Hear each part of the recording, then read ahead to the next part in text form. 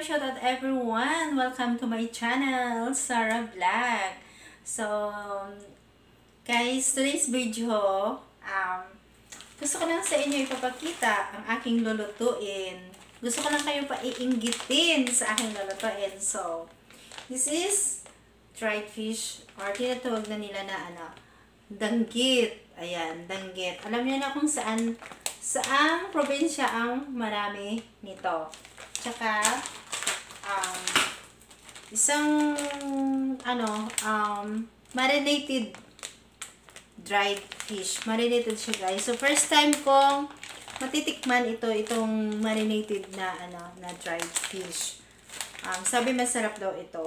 At saka, ito siya, yung puro tinik. Puro siya tinik, guys. Sabi daw masarap. So, let's try. Ito ay pasalubong sa akin ng isang good friend. Sa YT ko siya na kilala. Ayan. Sa YT ko siya na kilala. Pasalubong niya sa akin. So, alam niyo na kung saang probinsya ang marami nito. Ang sikat na mayroon nito. Sikat na probinsya na mayroon nito. Ang kanilang salita ay may ana-ana. Ayan, yung kanilang salita ay may ana-ana. So, alam niyo na yan. Part siya ng Bisaya. So, from Bisaya na pasalubong. Ayan, maraming salamat sa iyo. At talagang nag-effort ka na ibigay ito sa akin dito. Ayan, so thank you so much sa nagpasalubong ng dried fish or tuyo. Ayan, so lulutuin na natin, guys. Lulutuin na natin para matikman na natin ang pasalubong. Ang pasalubong sa akin. Ayan. So, let's start cooking. So, here we go, guys. Ito na yung ating mantika. So, unahin ko muna ito. Or, unahin ko muna itong tinik. Ayan. Ayan. Puro daw ito, guys, tinik. So, iprito na natin. Ay, hindi pa mainit yung mantika. Sabi kasi, dapat mahina lang yung apoy.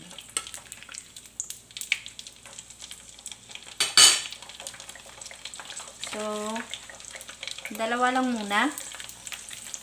Or tatlo.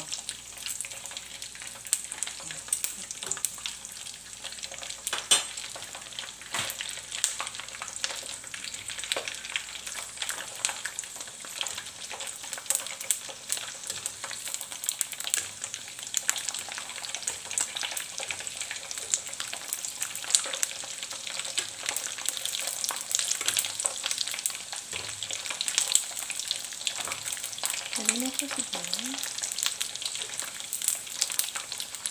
Para siyang bacon.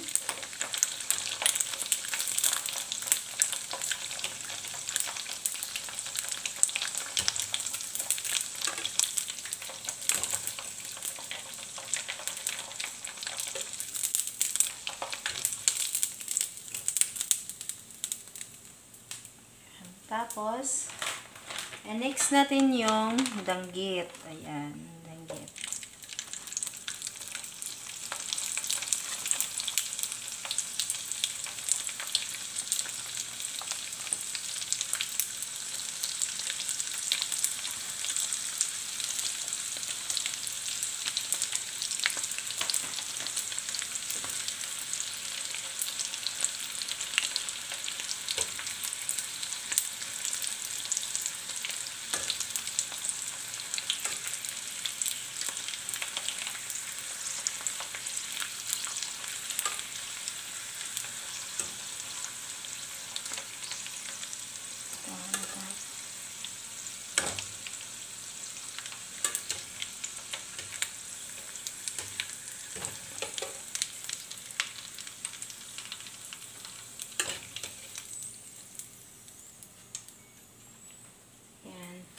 Tapos, i-next natin itong marinated fish.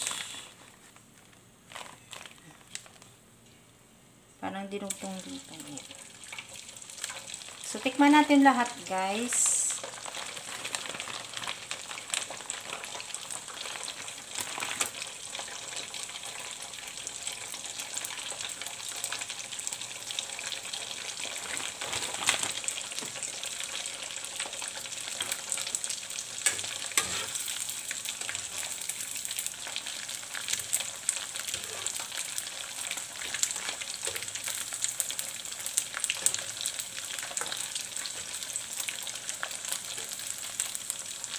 Ayan. Ay! Ay! Sunog. Di pa lang. Sunog siya.